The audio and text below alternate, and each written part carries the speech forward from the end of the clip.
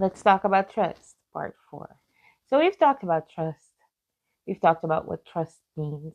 We've talked about trust beginning with knowing God. We've talked about trusting God in the midst of trials and tribulations. And today I want to talk about trusting God, that it's an action, that it's true trust in God leads to obedience. Trusting in Him, knowing Him for who He truly is, leads to us doing what He calls us to do when He calls us to doing, not doubting whether or not it's something we should do or no, but knowing. Like David would ask God, should I go? And if God said, yes, go, he wouldn't be like, yeah, but, because that's me many times. Yes, but God, I'm just like, it's me. Who am I to go and do that? And no, just knowing Him for who He truly is, trusting Him and obeying, doing what He calls us to do when He calls us to do it. Like Proverbs 3, verse 5 and 6 says, trust in the Lord with all your heart.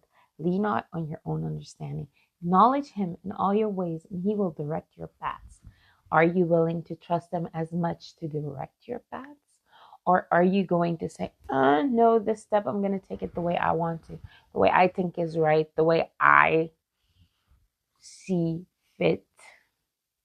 Or am I going to trust Him and say, here I am, Lord, send me.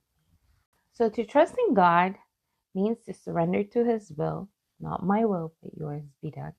To obey His word, even when it doesn't make sense, and to step out in faith, even when the outcome is uncertain. We have so many examples in the Bible. Joseph staying true to God, even when he was imprisoned for something he didn't do. Abraham leaving his home when God says, go to the place I'll show you. Offering his son when God says, give me your beloved son.